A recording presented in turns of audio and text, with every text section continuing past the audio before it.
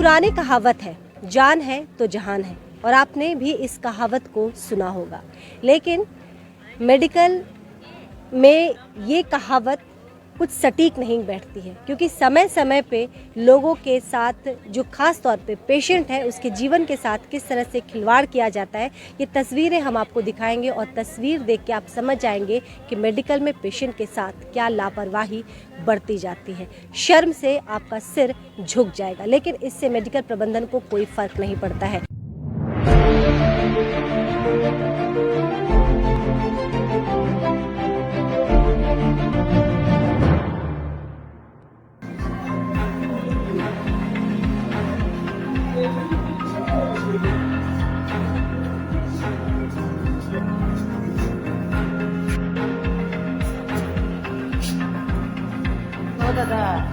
इस विषय पे मैंने खुद फ़ोन किया था जो संबंधित विभाग है, लेकिन उन्होंने बात करने से साफ साफ इनकार कर दिया। लेकिन नमस्ते फाउंडेशन के सुमन हमारे साथ हैं, जो उस पेशेंट के साथ एक सगा से भी ज़्यादा संबंध बनाए हुए हैं और उस पेशेंट की हर एक तकलीफ़ को वो देख रही है, ना कि उस तकलीफ़ को देख रही है, लेकिन उस तकलीफ़ का निवारण हो सके उसका वो पूरा ख्याल भी रख रही है। लेकिन आज क्यों खबर समय पे सुमन जी को आना पड़ा है, ये हम आपको बताते हैं। सुमन जी, क्या वजह है कि लगातार जो आप समाज सेवा कर रही हैं, लेकिन आज आपको मीडिया में आने की ज़रूरत पड़ी? जी, सबसे पहले तो नमस्कार सब खबर समय के दर्शकों को। मैं सुमन बर्देवा, नमस्ते फाउंडेशन सिलगढ़ी ब्रांच कोऑर्डिनेटर हूँ मैं, और मेरे साथ है हु केयर्स के वॉलंटियर। और मैं आज इसलिए यहाँ आप लोगों को बुलाने पे मजबूर हो गई, क्योंकि जो पेशेंट एक दादाजी है बाहर, जो MS1 के अंदर पड़े हुए हैं 2-4 दिन से, उस दिन हम लोगों ने मिल के उनको, जैसे वो इसके कंधे के नीचे जो इनके गीलापन हो रहा था, वो पेशाब जो भी है, खाना पीना जो भी वहाँ सड़ रहा था, जैसे अरुणा दी ने उसको उठाया तो इतने मोटे मोटे कीड़े हो रहे थे उसको।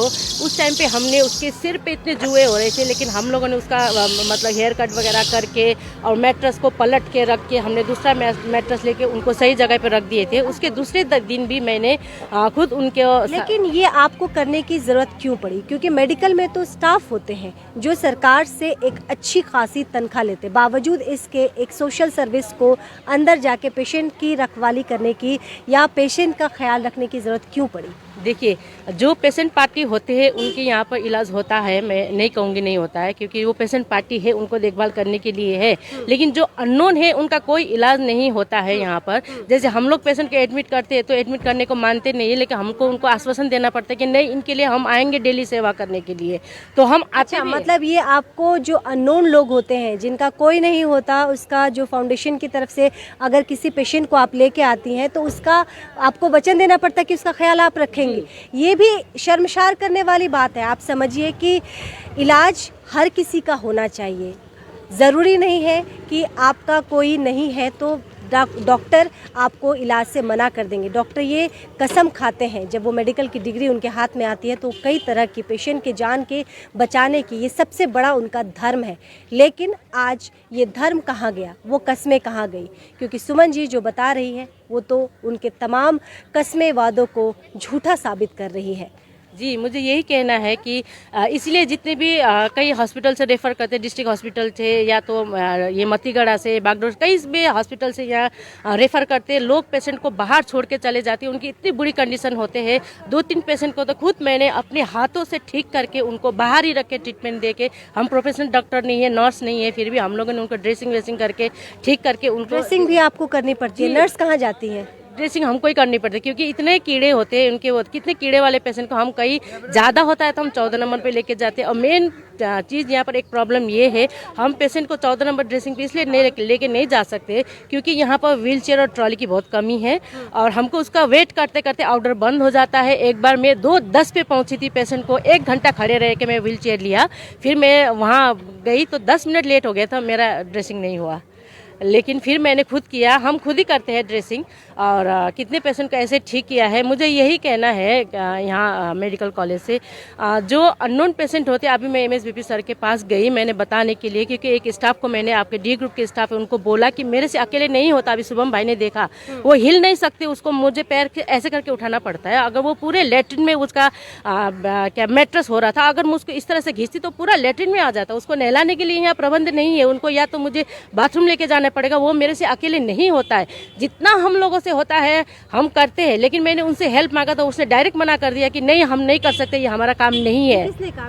मेडिकल स्टाफ D ग्रुप के स्टाफ है, जो सुबह मॉर्निंग पे था, उसका नाम नहीं जानती हूँ मैं, लेकिन जो स्टाफ वो ड्यूटी पे था उसने ये बोला है।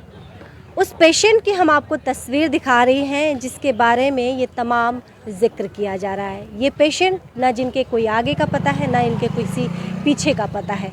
नमस्ते फाउंडेशन के द्वारा उन्हें यहाँ पे इलाज के लिए लाया जाता है, लेकिन किस तरह की चुनौतियाँ आ रही हैं और क्या क्या परेशानियाँ आ रही हैं, उन तमाम परेशानी आज आपके सामने है। हालांकि मेडिकल से पहली दफ़ा इस तरह की शिकायत सामने नहीं आई है। कई दफ़े लोग हमें यहाँ से कॉल करते हैं, अलग अलग वार्ड से लोग कॉल करते हैं, लेकिन कैमरे के सामने कोई बोलने की हिम्मत नहीं जुटा पाता है। आज सुमन, जो कि नमस्ते फाउंडेशन की कोऑर्डिनेटर है, वो इन तमाम तथ्य को, तमाम सच्चाई को सामने रख रही है, और वो तस्वीर भी हम आपको दिखाएंगे। लेकिन उसके बाद क्या हुआ सुमन जी? उसके बाद सर ने मुझसे कहा कि जितने भी अननोन पेशेंट है आप लोग लेके जाइए। बताइए हम लोग कहाँ लेके जाएंगे उनको? अगर हमारे पास ऐसी व्यवस्था होती तो यहाँ जी जितने भी क्योंकि उन लोगों के पास अथराइज नहीं है, या तो ऊपर से ऑर्डर नहीं है कि अननोन पेशेंट को मतलब ट्रीटमेंट दो। मैंने कहा सर अगर उसको कोई लेके आता है हॉस्पिटल में, एक लोग सोच के लाते हैं कि इनका इलाज हो, लेकिन यहाँ इन लोगों को एक दवाई तक नहीं मिलता है, एक दवाई तक नहीं मिलता है। अगर कोई लाके छोड़ देता है, कम से कम उनकी इलाज तो हो। अगर इलाज हो तो वो तो अपने रास्ते चले जाएंगे ना, उनका लाइफ ऐसे यही खत्म हो जाता है। और आप यकीन नहीं मानेंगे, आगे अभी ये हु केयर सर, हम लोग 6 महीने हो गए मेडिकल को सर्विस देते हुए, क्योंकि हम लोग किसी की हेल्प के लिए यहाँ आए थे। उसके बाद एक के बाद एक हम लोग को अननोन पेशेंट मिलता रहता है, कोई पूरा कीड़ा लगा हुआ, कोई ऐसा कोई वैसा, पूरा कैसे कैसे मिलते हैं, हम लोग कैसे सर्वाइव करते हैं उनके साथ। हम लोग चाहते हैं कि उनको न्यू लाइफ मिले, क्योंकि एक 6 महीने में क्या ये पहली बार आप कोई एक्सपीरियंस कर रहे हैं या हर दफे कुछ ना कुछ ऐसा ही रहा है? नहीं, हर दफे हमारे सामने कितने ऐसे ने दम तोड़ दिया जिसके लिए हम कुछ भी नहीं कर पाए। एक पेशेंट था जिसका यहाँ पर छेद था, जिनका यहाँ पर कीड़ा हो रहा था बहुत सारा, और उसका पैर पूरा खा चुका था। लेकिन मैं उसको रात को पता नहीं संडे के दिन किसने एडमिट किया था, मैं 2 दिन उसके पीछे भागी कि किसने एडमिट किया था। उन्होंने मुझे एक पर्ची पे भी लिख के दिया इमरजेंसी वालों ने, लेकिन इमरजेंसी वार्ड के अंदर गई तो बोला वो बिना इलाज के मर गए? हाँ, रजिस्टर में एंट्री नहीं था उसका। अगर एंट्री नहीं है तो हम इलाज नहीं। अरे इतना तो मानवता होने चाहिए, कोई कीड़ा गिर के ऐसे ही पड़ रहा है। इतने सारे यहाँ से मेडिकल स्टूडेंट, डॉक्टर सब ऐसे निकलते हैं, मतलब है तो बिजी म्यूजिक मेडिकल कॉलेज, इतना बड़ा कॉलेज है हम जानते हैं, लेकिन कैसे देख सकते हैं कोई कीड़ा पड़ के ऐसे मर रहा है, सड़ रहा है, कोई मतलब नहीं है। अगर हु केयर सर हम लोग कंटिन्यू सर्विस नहीं दे तो शायद ये लोग कितने दिन जिएंगे हमको नहीं पता है। जिनका परिवार है, जिनके परिवार के लोग यहाँ पे उनको इलाज के लिए लेके आते हैं, उनका तो नहीं पता, लेकिन जो अननोन पेशेंट आते हैं, जो लावारिस पेशेंट आते हैं, जिन्हें इलाज की ज़रूरत होती है, लेकिन उनके इलाज में कहीं ना कहीं नेग्लिजेंसी बढ़ती जा रही है। हु केयर से भी हमारे साथ है। क्या नाम है आपका? मिंगमा शेरपा है, मैं हु केयर्स की एग्जीक्यूटिव मेंबर हूँ अंडर अरुणा छेत्री, जो सिलीगुड़ी के कोऑर्डिनेटर हैं, उनके अंडर काम करती आपने हैं। क्या एक्सपीरियंस किया? यहाँ बहुत नेग्लिजेंसी है। अगर कोई पेशेंट को आप एडमिट करते हैं तो उनका ट्रीटमेंट होना ज़रूरी है। जी बिल्कुल। और क्या करते हैं ये लोग, एडमिट तो कर लेते जैसे तैसे कर लेते हैं, वो भी बहुत प्रोसीजर होता है एडमिट करने में भी, बहुत कन्विंस करना पड़ता है कि हम लोग रोज़ आके देखेंगे, उसके बाद एडमिट होते। लेकिन एडमिट करते हैं, ट्रीटमेंट नहीं हो पाता है, ना बेड मिलता है अच्छी तरह से। अभी जो देखे आप लोग क्या हालत है। और ज़्यादातर हम लोग घर से ही खाना बना के भी ला के देते हैं। अच्छा, खाना भी आप लोग घर से ही ला के दे रहे हैं? और मेडिसिन भी ज़्यादातर पेन रिलीफ जो होते हैं, हमारे आंटी जो है कोऑर्डिनेटर, वो ला के देती है और आंटी देती है। ड्रेसिंग करवाती है ये लोग। तो एक और सच्चाई सामने है कि पेशेंट को दवाई भी, सेवा भी दे रहे हैं, खाना भी दे रहे हैं और दवाई भी दे रहे हैं। फिर मेडिकल में हो क्या रहा है पेशेंट के साथ? देखिए, जो अननोन पेशेंट होते हैं वो इतने बुरी हालत में होते हैं कि उनके पास में कोई नहीं जाता है। उनको दवाई, जो एक मेरा पेशेंट था उसको दवाई ऐसे तकिए पे रख देता है, वो पेशेंट कहाँ ले पाएगा उस दवाई को। और उनका घाव इतना, जख्म इतना होता है, पूरा कीड़े लगे होते हैं। अगर उनको आप दवाई नहीं देंगे, खाली ड्रेसिंग से तो ठीक नहीं होता ना। हम लोग ड्रेसिंग करने के लिए हम लोग पूरा हेल्प करते हैं, हम ड्रेसिंग करने के लिए रेडी, हम कितना भी कैसे भी हो हम लोग कर लेते हैं। लेकिन यहाँ पर मतलब उनको दवाई डॉक्टर लिख देते हैं। लेकिन जो तस्वीर हम जो देख रहे हैं, जो पेशेंट की जो हालत है, काफ़ी तकलीफदेह है। और क्या घिन नहीं आती है, घृणा नहीं होती है? क्योंकि जिस हालत में वो सेवा एक बहुत बड़ी चीज़ कर रहे हैं आप लोग। जी, घिन नहीं आती, हम लोगों को बिल्कुल भी घिन नहीं लाती है, क्योंकि वो भी एक इंसानी है। इंसानी है, किस परिस्थिति में आप अभी भाई ने देखा, यहाँ से लेके वहाँ तक पूरा पेशाब में वो एकदम डूब गए हैं। अगर उसको हम उस टाइम पे उसको सफाई नहीं करते तो वही है उस दिन की तरह उसको कीड़ा। लेकिन आप लोग अगर सफाई नहीं करेंगे तो वो लोग नहीं करेंगे, मेडिकल स्टाफ नहीं करेंगे। अभी जस्ट मैंने अंदर जाने के बाद मैंने बोला कि ठीक है, आप लोग हमारी बात नहीं सुन रहे हैं, जो आप हमें बोल रहे हैं कि अननोन पेशेंट को लेके जाओ, हमारे पास कोई ऊपर से ऑर्डर नहीं है अननोन पेशेंट को देखभाल करने के लिए। ऐसा किसने कहा? मतलब अच्छा, भाई सुपरिटेंडेंट दोनों ने कहा। अच्छा, दोनों ने ये कहा है कि अननोन को देखने का उनके पास नहीं है, ऊपर से वो नहीं है। फिर मैंने कहा ठीक है, आप लोग फिर ये बात मीडिया के सामने बताइएगा। जैसे मैं बोल के आई, उसके बाद आप लोगों का वेट किया मैंने यहाँ पर। जैसे अभी हम भाई और गए थे, कम से कम उसका मैट्रेस चेंज कर दिया है। मैं आपको बता दूं, नमस्ते फाउंडेशन से सुमन जी मेरे साथ हैं, साथ ही हु केयर फाउंडेशन से भी एग्जीक्यूटिव मेंबर साथ है। मेडिकल में इस वक्त हम मौजूद हैं। समय समय पे मेडिकल में कई तरह के सवाल उठाए जाते हैं। मेडिकल पे स्वास्थ्य सेवा किसी भी राज्य के लिए, किसी भी शहर के लिए बेहद इम्पॉर्टेंट है। आदमी स्वस्थ रहेगा तभी वो जीवन के तमाम सुखों को भोग पाएगा। लेकिन मेडिकल में जो पेशेंट की जो अवस्था है, जो सच्चाई इस वक्त सामने आई है, हालांकि कंसर्न डिपार्टमेंट से लगातार हम फ़ोन पे संपर्क करने की कोशिश कर रहे हैं, रिस्पांस ज़ीरो मिल रहा है।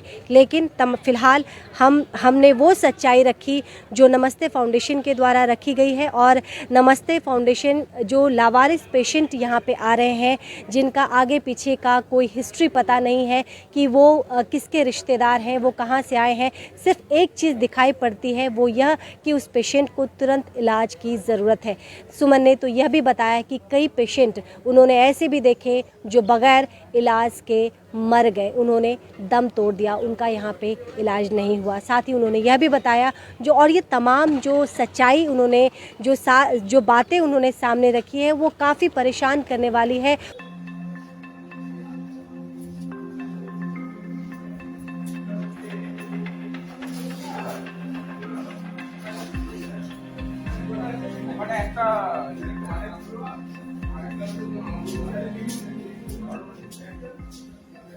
I think they are not taking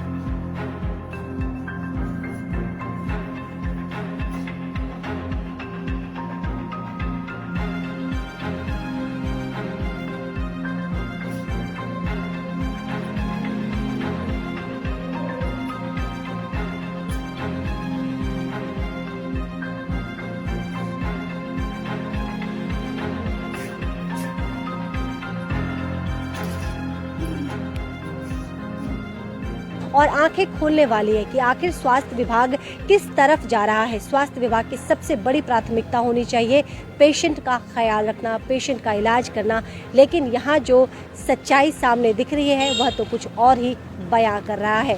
फिलहाल के लिए मुझे इजाज़त दीजिए, देखते रहिए खबर समय। नमस्कार।